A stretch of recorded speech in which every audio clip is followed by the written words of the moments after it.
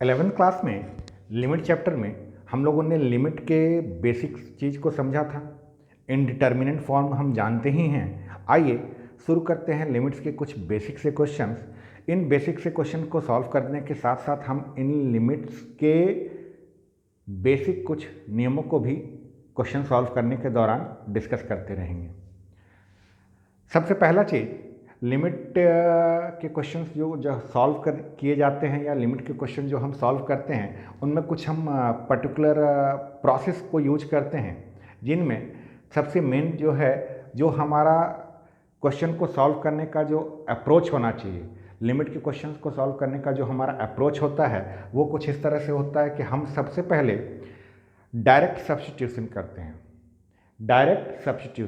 Direct substitution का मतलब ये होता है कि अगर हमारे पास दिया हुआ है limit x tends to a और यहाँ पर हमारा कोई एक फंक्शन दिया हुआ है fx, तो इसका मतलब ये होता है कि इस फंक्शन fx में x जब a की तरफ जा रहा है या x जब a होने वाला है उस समय इस फंक्शन की वैल्यू क्या है, हमें वो फाइंड आउट करनी है। तो हम क्या करते हैं, डायरेक्ट सब्स्टिट्यूशन में सबसे पहला काम हम ये करते हैं कि अपने इस फंक्शन में x की जगह पर a पुट करते हैं। x की जगह पर a पुट करने के बाद हमें सबसे पहले ये देखना रहता है कि क्या ये फंक्शन, क्या ये फलन x की जगह पर a पुट करने पर कहीं इनडिटर्मिनेंट फॉर्म में तो कन्वर्ट नहीं हो रहा है। अगर हमारा ये फंक्शन जिसमें x की जगह पर हमने a पुट किया, तो x की जगह पर a पुट कर देने से अगर ये इनडिटर्मिनेंट फॉर्म में नहीं होता है तो बड़े आराम से हम उस फंक्शन की value x tends to a पर निकाल सकते हैं। हाँ, दिक्कत कब आती है, तकलीफ कब होगी? दिक्कत तब आएगी, तकलीफ तब होती है जब हम अपने फंक्शन में x की जगह पर a पुट करें और x की जगह पर a पुट करने से हमारा ये फंक्शन इनडिटर्मिनेंट फॉर्म में चला जाए। अगर हमारा ये फंक्शन इनडिटर्मिनेंट फॉर्म में चला गया तब डायरेक्ट सब्स्टिट्यूशन का मेथड काम नहीं करता। या आप इसको इस तरह से भी समझ सकते हैं कि किसी भी लिमिट के क्वेश्चन को सॉल्व करने से पहले जो सबसे पहला काम आपको करना है वो ये कि आप अपने दिए हुए फंक्शन में x टेंड्स टू a, अगर हम आपका लिमिट है तो आप x की जगह पर a को पुट करके देखिए, डायरेक्ट या तो वैल्यू आएगी या वो इनडिटर्मिनेंट फॉर्म में जाएगा। अगर डायरेक्ट वैल्यू आ रही है तब तो ठीक है, लेकिन अगर वो इनडिटर्मिनेंट फॉर्म में जा रहा है तब इनडिटर्मिनेंट फॉर्म की चीज़ों को सॉल्व करने के लिए जो हमारे पास बेसिक अप्रोच होता है वो कुछ इस तरह से रहता है कि हम फैक्टराइजेशन मेथड का यूज करते हैं। फैक्टराइजेशन मेथड, गुणनखंड विधि।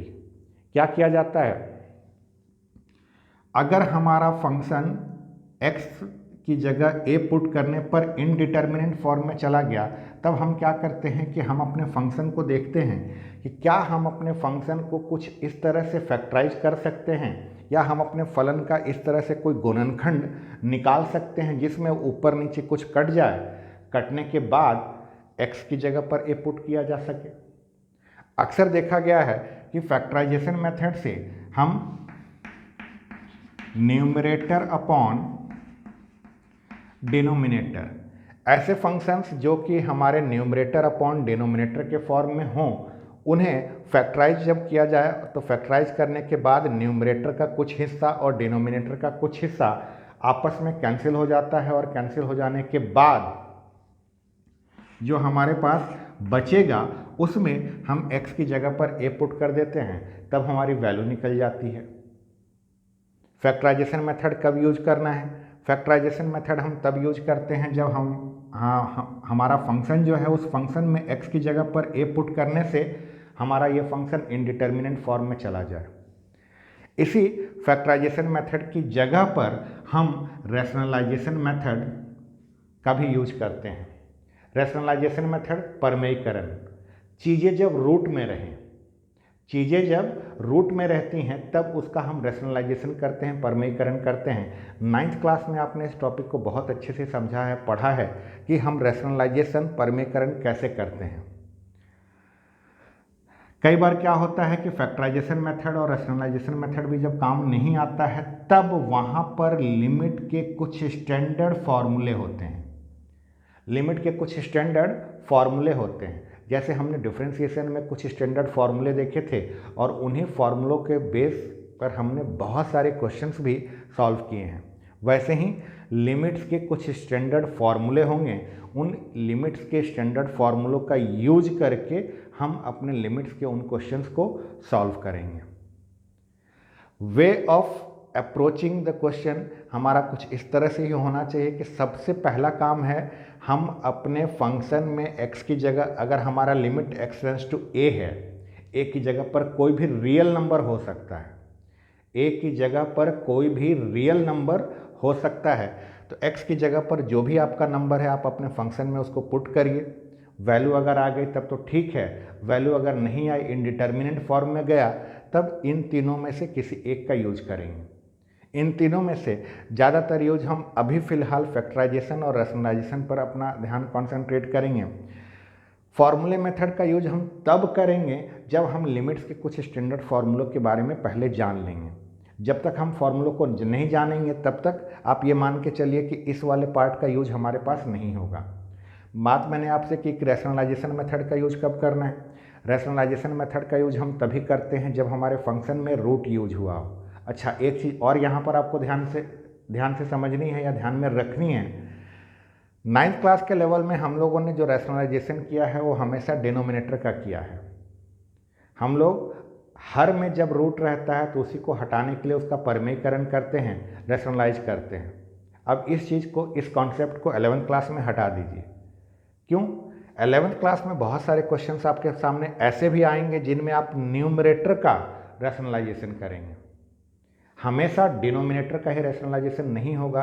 कुछ क्वेश्चंस ऐसे आते हैं जिनमें हम न्यूमरेटर का भी रैशनलाइजेशन करते हैं। तो आपको बस यही ध्यान में रखना है कि रैशनलाइजेशन हम न्यूमरेटर का भी कर सकते हैं, डिनोमिनेटर का भी किया जा सकता है। डिपेंड करता है कि आपका क्वेश्चन क्या कह रहा है। तो चलिए, ये तो हो गई हमारे कुछ मेथड्स की बात। हम इन्हीं मेथड्स के ऊपर हम डिस्कस करेंगे आज के लेक्चर में इन सारे क्वेश्चंस को।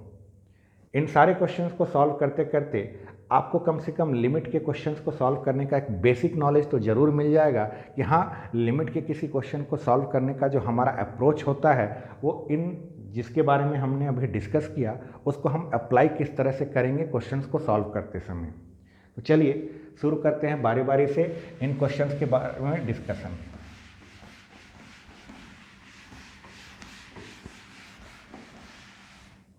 सबसे पहला क्वेश्चन हम ले रहे हैं। हमारा सबसे पहला क्वेश्चन है लिमिट x टेंड्स टू 1। हमारा फंक्शन दिया हुआ है 1 प्लस x माइनस 1 का whole square upon 1 plus x square. ये हमारा फंक्शन है।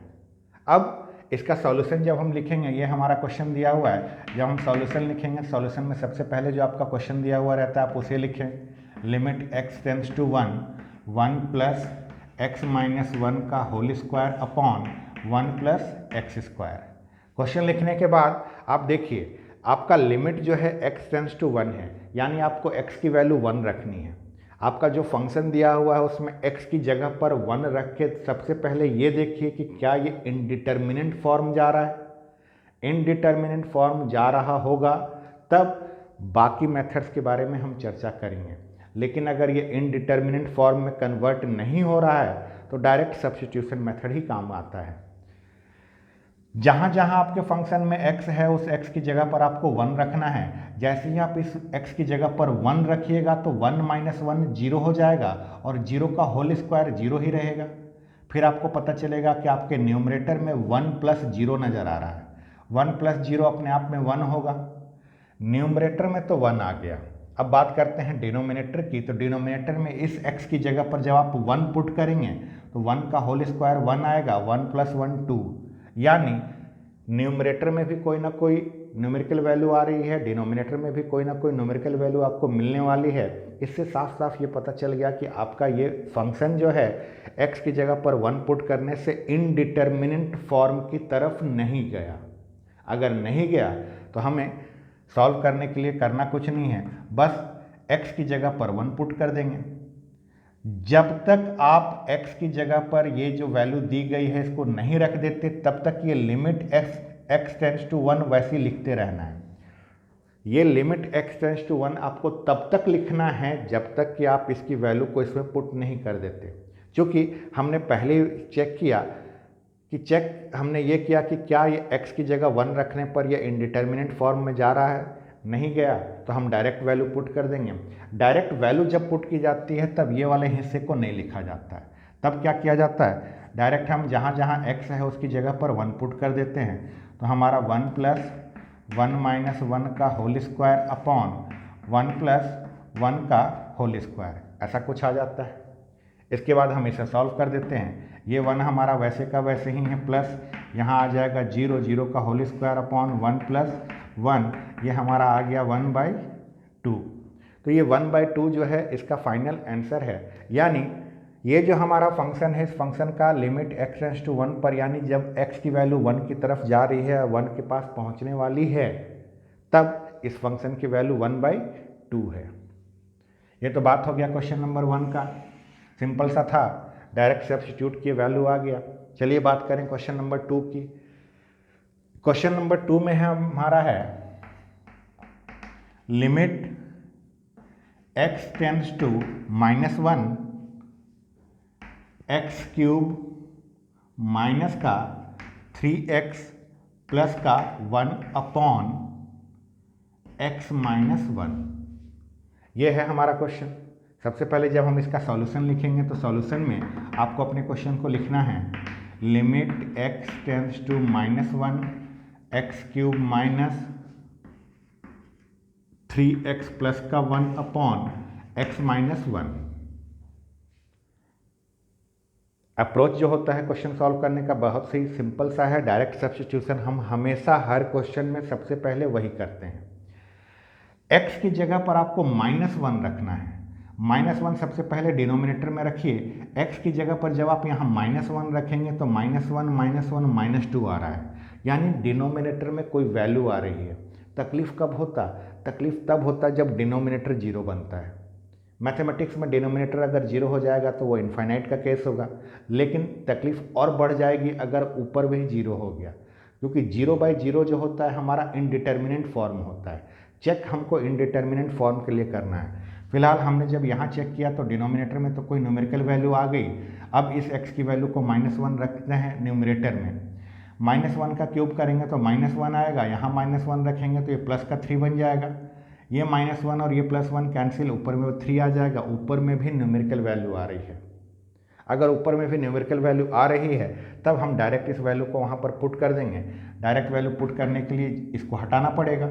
जब तक ये लगता है तब तक x की वैल्यू को पुट नहीं की जाती। ये हटाने के बाद ही हम x की वैल्यू पुट कर सकते हैं। तो इसको हटाकर हम x की जगह पर -1 रखेंगे। -1 का क्यूब -3 इंटू माइनस का 1 प्लस का 1 अपॉन x की जगह पर -1 सॉल्व करेंगे तो -1 का क्यूब -1 आएगा, -3 इंटू -1 ये प्लस का 3 बनेगा और ये हमारा प्लस का 1 है, तब तक ये हमारा -2। ये -1 और ये +1 तो यहाँ कैंसिल हो जाएगा, 3/-2 बचेगा। तो फाइनल आंसर हमारा -3/2। यानी हमारा सेकंड वाला जो क्वेश्चन है इसे जब हमने सॉल्व किया तो हमारा फाइनल आंसर आया -3/2।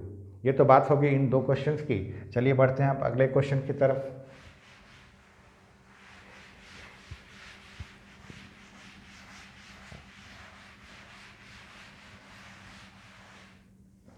हमारा जो अगला क्वेश्चन है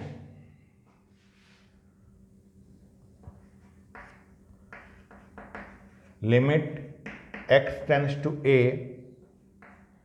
√x plus √a upon x plus a।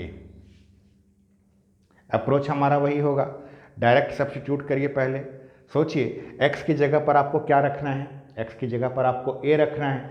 सबसे पहले ये काम डिनोमिनेटर में रख के देखिएगा। डिनोमिनेटर में जब जीरो आए तब थोड़ा सा सोचना है कि डिनोमिनेटर अगर जीरो आ रहा है तो ज़रूर हो सकता है कि ये केस इनडिटर्मिनेंट फॉर्म का जाए, तब चेक करिएगा न्यूमरेटर को।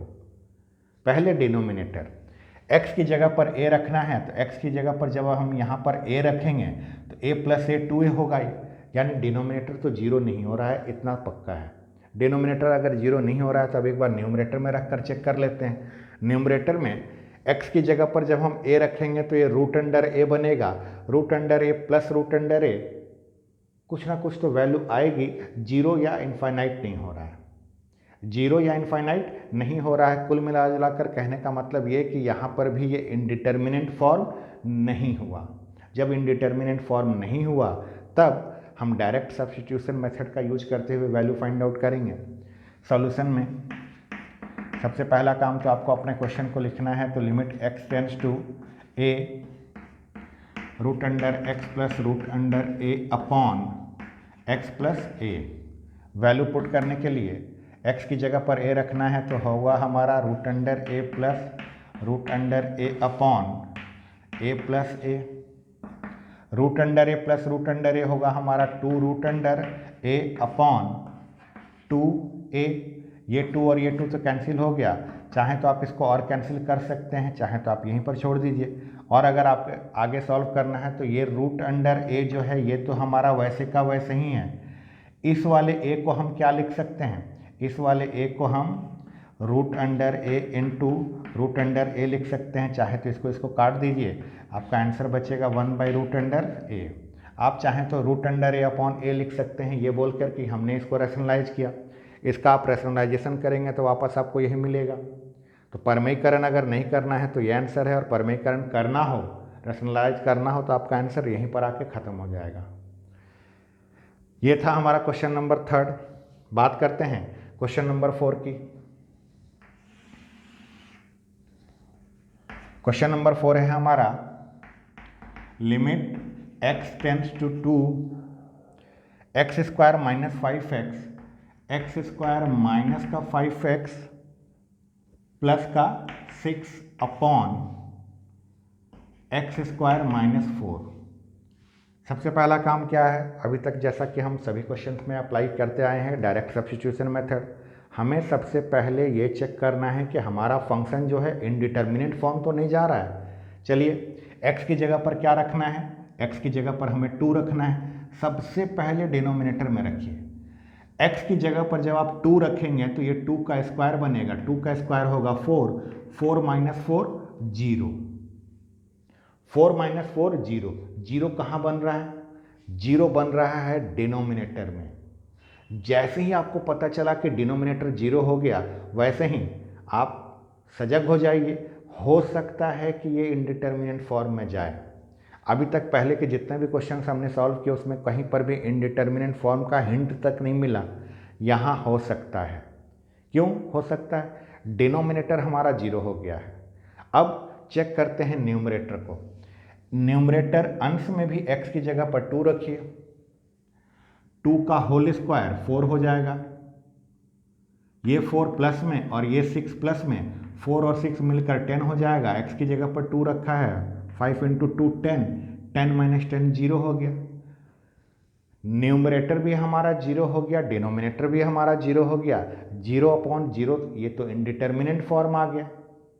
अगर हमारे क्वेश्चन को हमने जब डायरेक्ट सब्स्टिट्यूशन से सॉल्व करके देखा तो 0 बाई 0 आ गया, यानी ये इनडिटर्मिनेंट फॉर्म चला गया। अगर इनडिटर्मिनेंट फॉर्म में जा रहा है तब डायरेक्ट सब्स्टिट्यूशन नहीं लगेगा।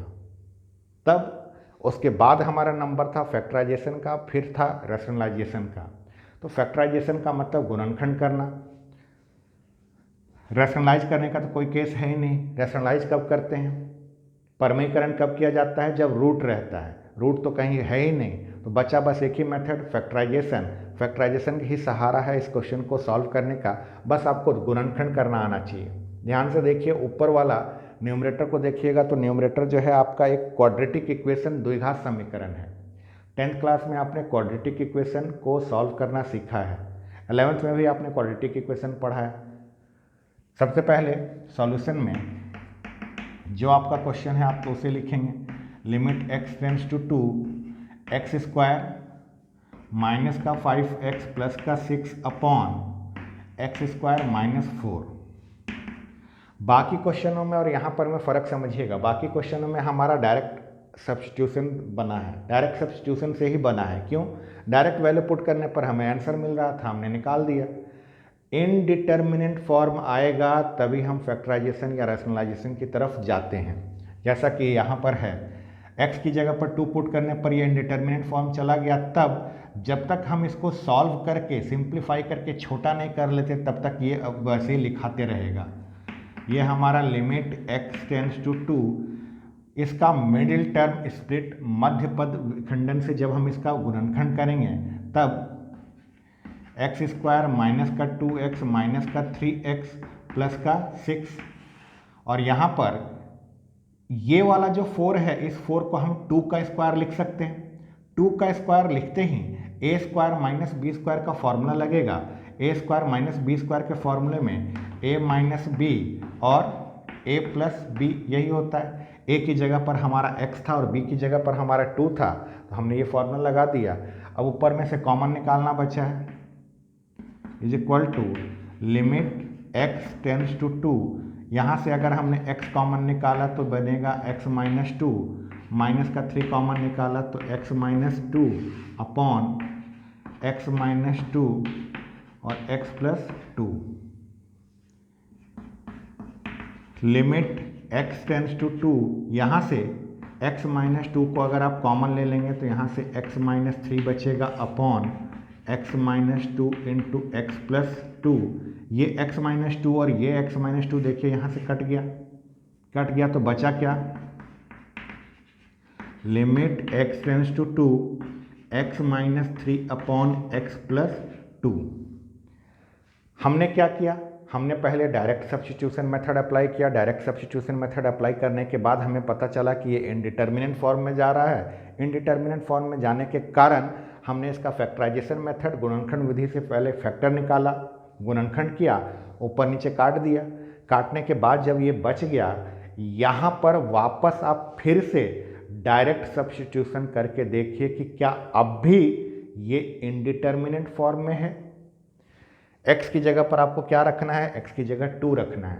2 रख के देखिए, पहले जो डिनोमिनेटर में रखिएगा, डिनोमिनेटर में आपने जब रखा तो 2 + 2 4 हो रहा है। 4 0 तो नहीं हुआ डिनोमिनेटर में। ऊपर रखिए x की जगह 2, x की जगह 2 रखेंगे तो ऊपर में भी कोई ना कोई न्यूमेरिकल वैल्यू मिल रही है, मतलब अब ये इनडिटर्मिनेंट फॉर्म से बाहर निकल गया है। तब वैल्यू पुट करेंगे, और जब वैल्यू पुट करनी होती है तब ये लिमिट x टेंड्स टू 2 हटेगा। जब तक आप वैल्यू पुट नहीं करेंगे तो तब तक वो हमेशा ऐसे लिखाते रहेगा। चूँकि यहाँ पर हमने चेक कर लिया इनडिटर्मिनेंट फॉर्म नहीं आ रहा है, तब हम x की जगह 2 पुट कर देते हैं। 2 minus 3 upon 2 plus 2, final answer हमारा आएगा -1/4। तो हमारा limit x tends to 2 x square minus 5x plus 6 whole divided by x square minus 4 का आंसर जो आ रहा है हमारा -1/4 आया। चलिए बात करते हैं क्वेश्चन नंबर 5 की।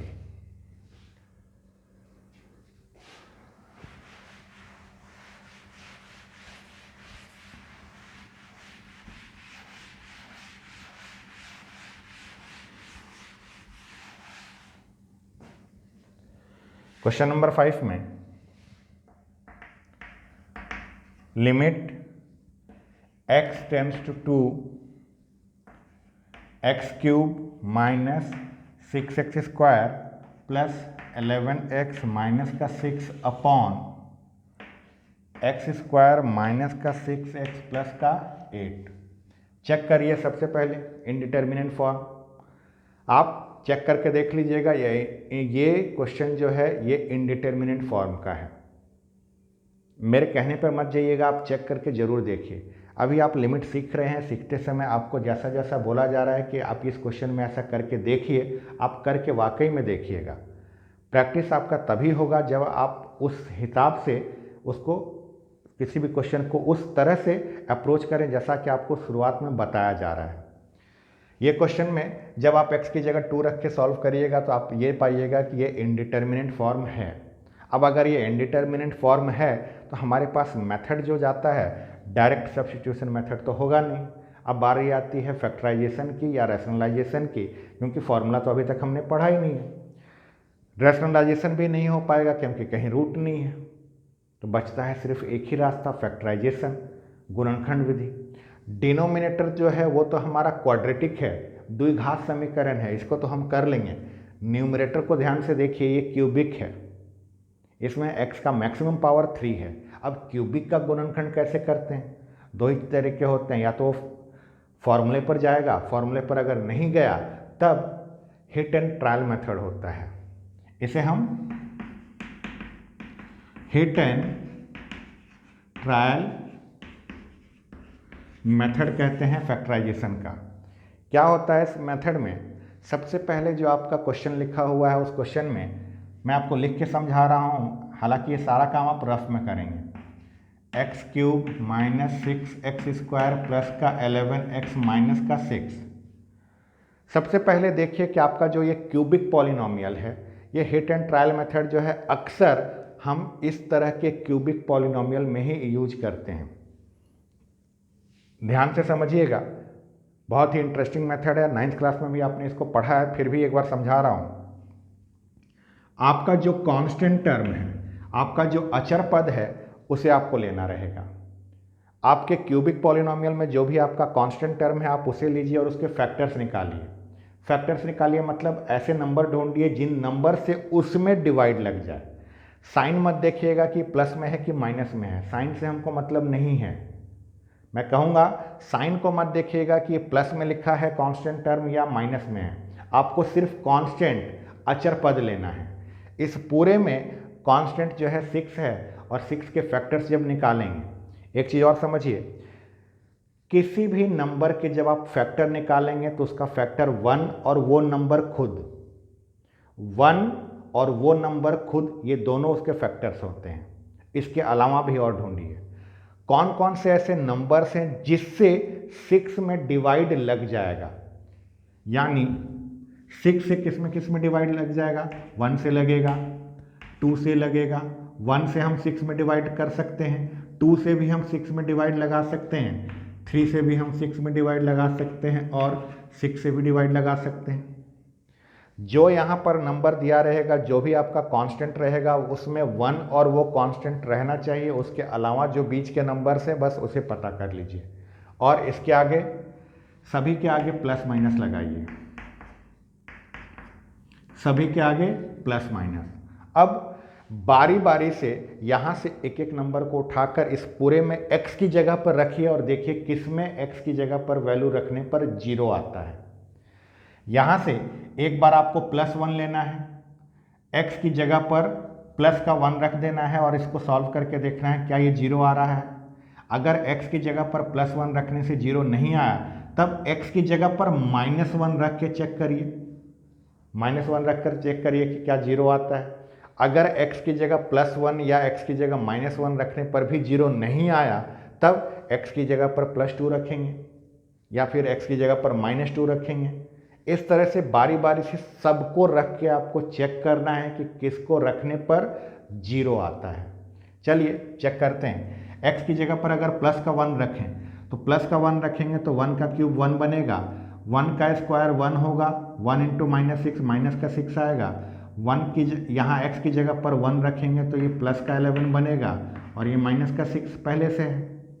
ये 1 प्लस में है और ये 11 प्लस में है, दोनों मिलकर हमारा 12 हो जाएगा। -6 माइनस का 12, 0 आ गया। देखिए 0 आ गया। क्या रखने पर 0 आया? x की जगह पर आपने क्या रखा? x की जगह पर आपने प्लस का 1 लिया था। अगर x की जगह प्लस का 1 लिया था तो इस 1 को आप इधर बुलाइए। x = 1 में 1 को जब आप इधर बुलाएंगे x - 1 = 0 नजर आएगा। यानी x - 1 दिखा आपको। x - 1 जो है वो इस पूरे का एक फैक्टर है। x - 1 जो है इस पूरे का एक गुणनखंड है। अब क्या करिए, दो तरीके हैं, या तो आप x - 1 से इसमें डिवाइड कर दीजिए x cube minus 6x square plus का 11x माइनस का 6। x माइनस 1 से इसमें डिवाइड करेंगे तो एक्स स्क्वायर बार में जाएगा, एक्स स्क्वायर से इन दोनों को मल्टीप्लाई करेंगे तो आएगा x cube minus x square. घटाते समय नीचे का साइन चेंज करना मत भूलिएगा। ये एक्स क्यूब प्लस में है तो इसका माइनस होगा, ये एक्स स्क्वायर माइनस में है तो ये प्लस होगा। यहाँ से ये एक्स क्यूब और एक्स क्यूब कैंसिल हो जाएगा, minus 6x square plus x square minus का 5x स्क्वायर आएगा। यहाँ से ऊपर से उतरेगा आपका प्लस का 11x। अब इसमें माइनस 5x से मल्टीप्लाई होगा, माइनस 5x से मल्टीप्लाई होगा तो ये हो जाएगा हमारा माइनस 5x स्क्वायर और ये हमारा प्लस का 5x। साइन चेंज करना मत भूलिएगा। नीचे वाले में माइनस 5x स्क्वायर है तो ये प्लस होगा, ये प्लस का 5x है तो ये माइनस होगा। यहाँ से ये माइनस 5x स्क्वायर और ये प्लस 5x स्क्वायर कट जाएगा। 11x माइनस 5x ये बचेगा 6x और यहाँ से हमारा माइनस का 6 आ रहा है। अब इसमें मल्टीप्लाई करेंगे हम प्लस के 6 से, प्लस 6 से जब इसमें मल्टीप्लाई किया तो ये हमारा बन जाएगा 6x माइनस का 6। घटाते समय नीचे वाले का साइन चेंज करना है, ये प्लस का 6x है तो ये माइनस का होगा और ये प्लस का होगा तो यहाँ दोनों कट जाएंगे। दोनों कट गए तो हमारा रिमाइंडर, हमारा शेषफल 0 बच गया। अब समझिए x cube minus 6x square plus 11x minus 6 जो था, इसके x माइनस 1 और इसको अगर आप गुणा कर दें तो आपको ये मिल जाएगा। x माइनस 1 और x square minus 5x plus 6 को अगर आपने मल्टीप्लाई कर दिया तब आपको मिलेगा x cube minus 6x square plus 11x minus का 6। तो इसे लिखा कैसे जाएगा? सॉल्यूशन में सबसे पहले आप अपने क्वेश्चन को लिखेंगे x tends to 2 x cube minus 6x square plus का 11x माइनस का 6 अपॉन एक्स स्क्वायर माइनस का 6x प्लस का 8। अब लिमिट x टेंड्स टू 2 वैसे ही अभी अभी आपने x cube minus 6x square plus 11x minus 6 का फैक्टराइजेशन किया, गुणनखंड किया, 2 टुकड़े किए आपने। कौन कौन से 2 टुकड़े? पहला टुकड़ा है आपका x माइनस 1 का और दूसरा टुकड़ा है x square minus 5x plus 6 का। तो यहाँ से x minus 1 into x square minus का 5x प्लस का 6। आपको अगर लगे आप इसको मल्टीप्लाई करके देखिए, गुणा करके देखिए, आपको ये मिलेगा अपॉन, यहाँ तो आपका क्वाड्रेटिक है, द्विघात है, इसका मिडिल टर्म स्प्लिट करिए, एक्स स्क्वायर माइनस का 4x माइनस का 2x प्लस का 8। ऊपर तो हमारा आप चाहें तो इसको और फैक्टराइज कर सकते हैं। Limit x tends to 2 x minus 1, ये भी हमारा क्वाड्रेटिक है, इसका भी हम कर देते हैं। एक्स स्क्वायर माइनस का 2x